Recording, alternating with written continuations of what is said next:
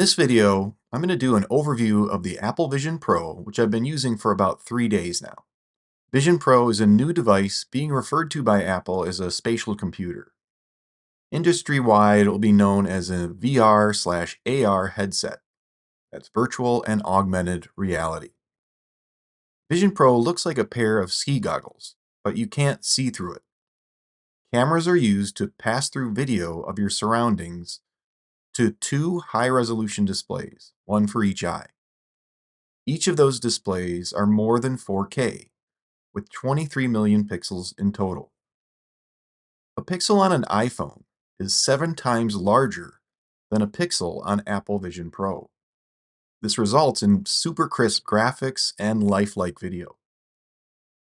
So let's get the Vision Pro on and see what the interface is like. Once started up, we'll get a home screen of apps.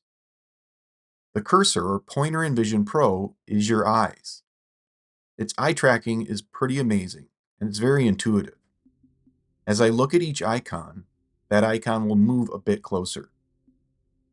And these icons are perfectly crisp and detailed. The video you're seeing does not do justice to what you see when wearing Vision Pro. To launch Safari, I just need to pinch my forefinger and thumb together. That can be done with either hand. And I don't need to bring my hand up into view to do this. I'm sitting in an office chair, and I can execute the pinch gesture while my arm is on the armrest. There's no need for wild Minority Report-like arm gyrations. Below the window, we have a bar. Look at the bar and pinch to adjust the position of the window in any direction.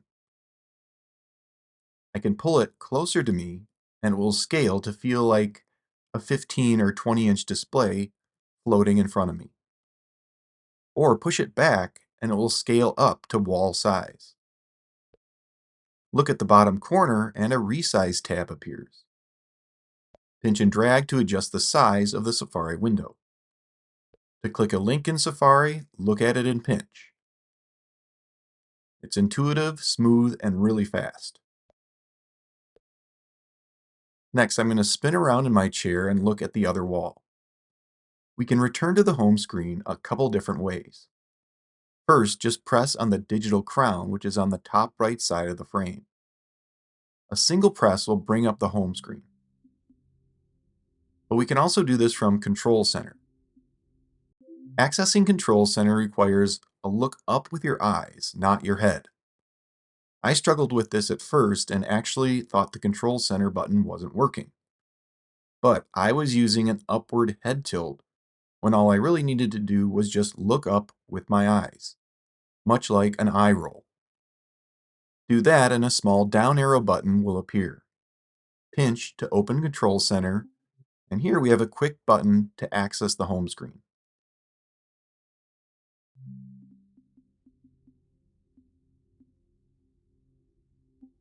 Next over in Control Center is the Immersive Environment button. In here, we can select which environment to use. I'm going to stick with Mount Hood in daylight. I'll exit out of Control Center, and now with a turn of the digital crown, I can bring myself into that environment. Keep turning for full 360-degree immersion. When in these environments, it's almost shockingly realistic. Look down, and I really feel like I'm going to feel the rock under my feet. By the way, when 100% in an environment like this, you won't see your legs or your body. Only your hands and arms are recognized. If I turn around, my Safari window is still here. Look at the bottom of the window to close it. If I get up out of my chair, the environment will fade away as I move, so I don't start tripping over things or walking into walls. These environments are static for the most part. I can't walk around in them. I'm going to dial back out of the Mount Hood environment and back to my office. Then look at my Mac. A Connect button appears in Vision Pro. We can use this to bring up a 4K virtual display for the Mac that can be moved around and resized. I will still control the Mac using its trackpad and keyboard.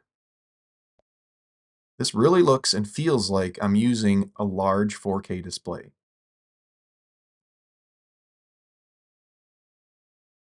Let's reopen the Safari window on Apple Vision Pro.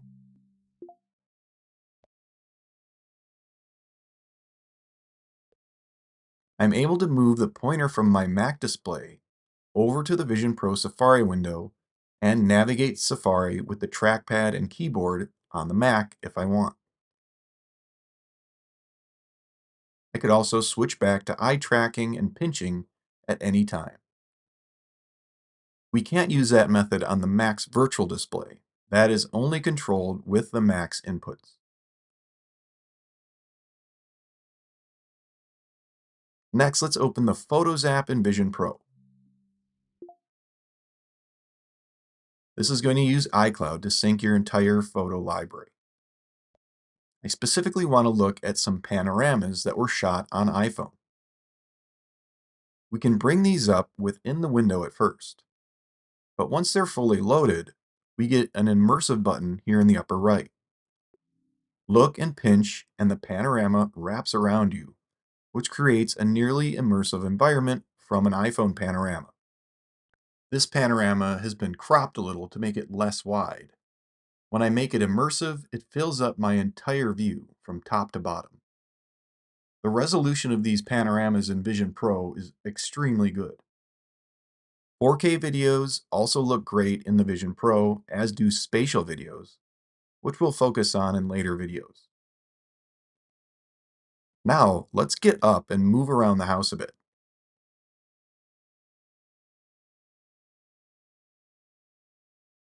In this next room, I'm going to bring up a wall-sized instance of the Apple TV app. Unfortunately, we can't play any movies while recording due to copyright issues, but any 4K movies or shows look great, and they really appear as a full-size theater screen wherever you are.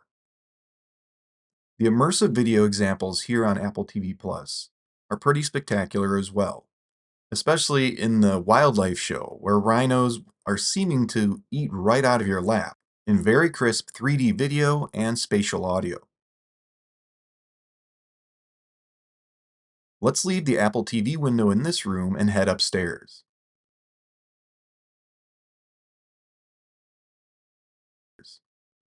I'm going to launch the Notes app using Siri and put my grocery list up on the fridge.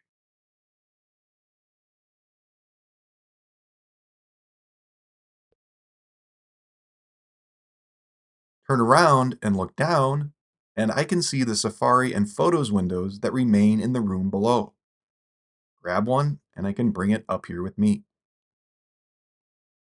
The video pass-through on Vision Pro is good, but it's far from getting to a point where you can't tell that you're looking at the world through cameras. Small details get fuzzy, the cameras struggle with motion and high contrast, and they get very grainy in low light. But they are plenty good enough to safely walk around and interact with things while Vision Pro is on. Let's head outside, and I'll bring up a freeform board. We can doodle on here with either hand, add text, images, or media. I'm going to close that and head back downstairs.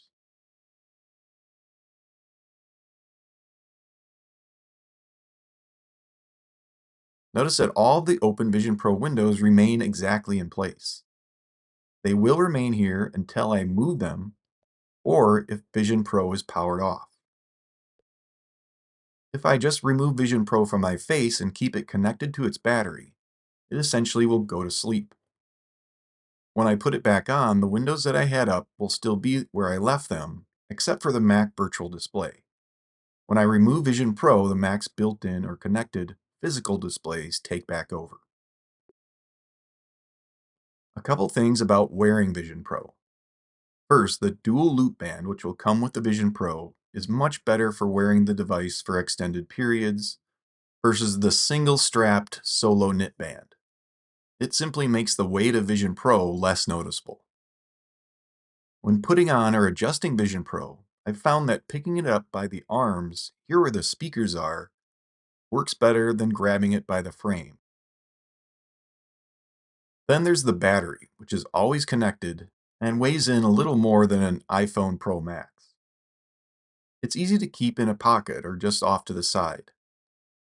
So far, I've had no problems getting over 2 hours out of a charge. And if you're near an outlet, the battery can be charged via USB-C while it's in use. So that's an initial overview of Vision Pro, and just a bit of what it does and how it works. Its biggest drawback by far is the price, $3,500 to start. Apple Care is another $500, which seems crazy, but it's also well worth it if your Vision Pro gets damaged. Apple also doesn't help themselves by charging a ridiculous $200 for an extra light seal or their bulky travel case. Less expensive third-party cases and accessories have and will be coming out more and more going forward. But you're definitely paying a steep price for version 1 of this device. I haven't even mentioned eyesight or personas, which have gotten a disproportionate amount of attention in reviews and media so far.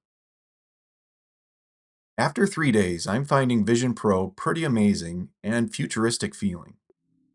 What sets it apart is the eye tracking and the high-resolution displays. To close, I'm going to jump in the Disney Plus app and the Tatooine immersive environment where you can sit in this speeder and watch Disney Plus.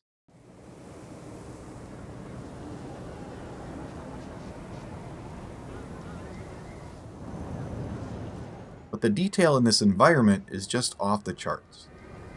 I instantly wanted to start pressing the buttons here and feel the texture of the metal. Look around, and there's more and more little things to look at in every direction.